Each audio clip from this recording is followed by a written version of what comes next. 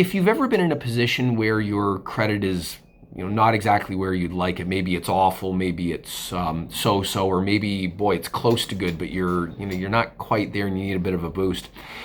Chances are you've gone online and you've done some searching for credit rebuilding products, and that's fine. Makes sense to do your own research and look around, and there are some excellent products out there. Something a lot of people don't know, though, and this is why if you do look up these credit rebuilding products online, almost guaranteed that all of them, any product you come across, will have just the worst ratings in the world. Now, there's several reasons for that. Part of it is there's some not so good products out there. They don't really do what they claim they'll do. There's other products that are quite expensive, or I don't think they're explained properly, or people, in fairness to the product providers, people sometimes just hear what they want to hear, or they aren't really listening that closely because they're so desperate to get their score improved.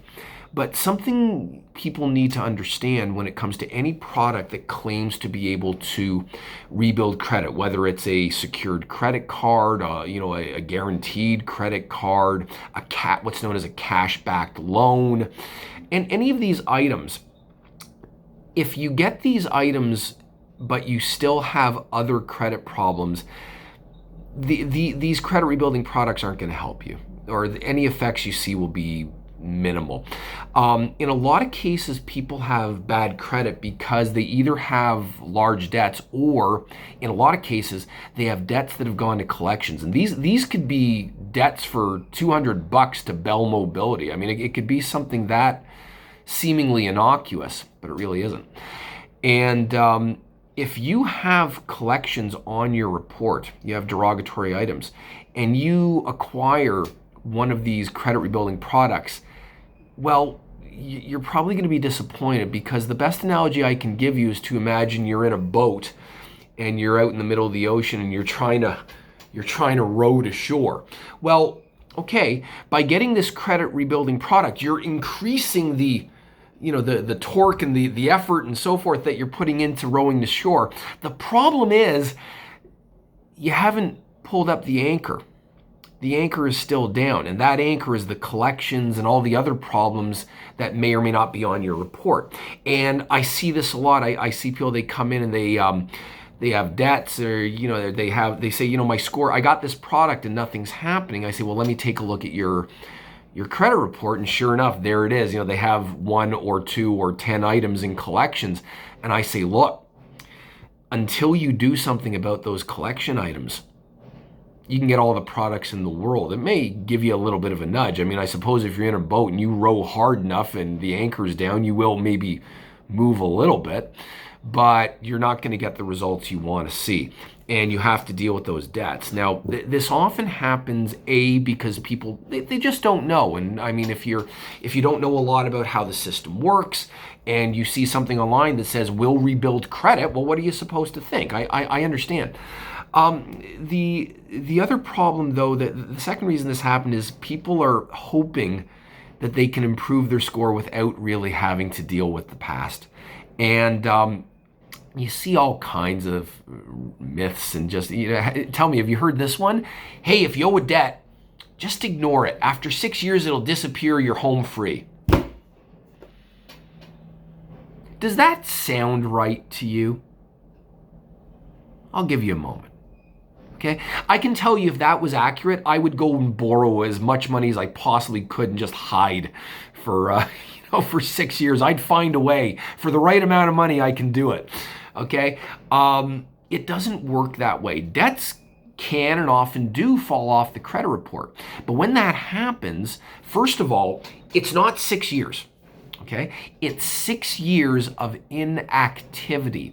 Meaning, if you have a Visa card and you don't pay it and it goes derogatory, whether it goes to collections or they just write it off, or they put derogatory, whatever it is, from that moment, as long as the creditor keeps updating the report and every month says, you owe me, you owe me, you owe me, every time he does that, it refreshes.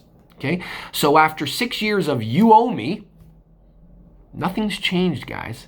Okay, it's not falling off the report, even though it's been 6 years, because it's constantly refreshing.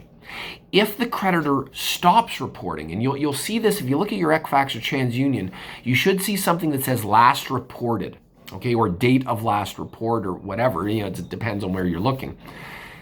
It's 6 years from that date. And here's the worst part. Let's say, today we're in February 2023 as of this recording. Let's say you look at your report today and you see that the last time a derogatory item on your report was reported in April 2017. Well, you're close. You're 2 months away from having it fall off your report. Guess what? They can report it right now and just bring you right back to where you were. Sucks, but it happens.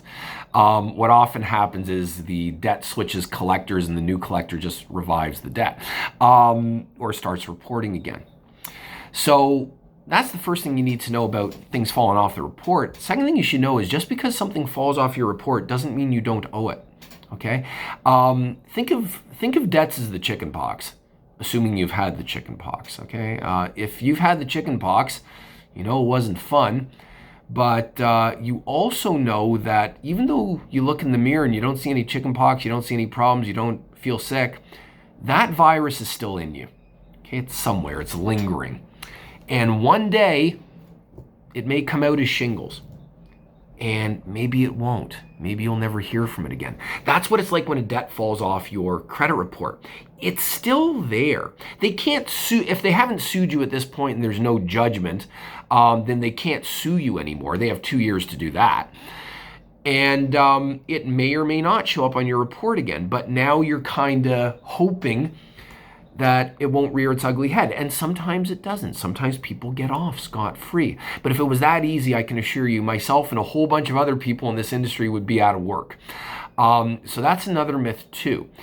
So there's a whole bunch of credit myths. I think I'll devote some videos to that. But what I really wanted to get across in this video is, A, credit rebuilding products are great, but you have to pull up the anchor first. Either you have to address the debts by paying them off, if they're in collections, or even if they've just gone derogatory and it hasn't transferred to a collector yet, or you have to settle them. That usually happens when you've gone to collections, meaning by settlement, I mean you owe X, but you're paying 80% of X or 60% of X.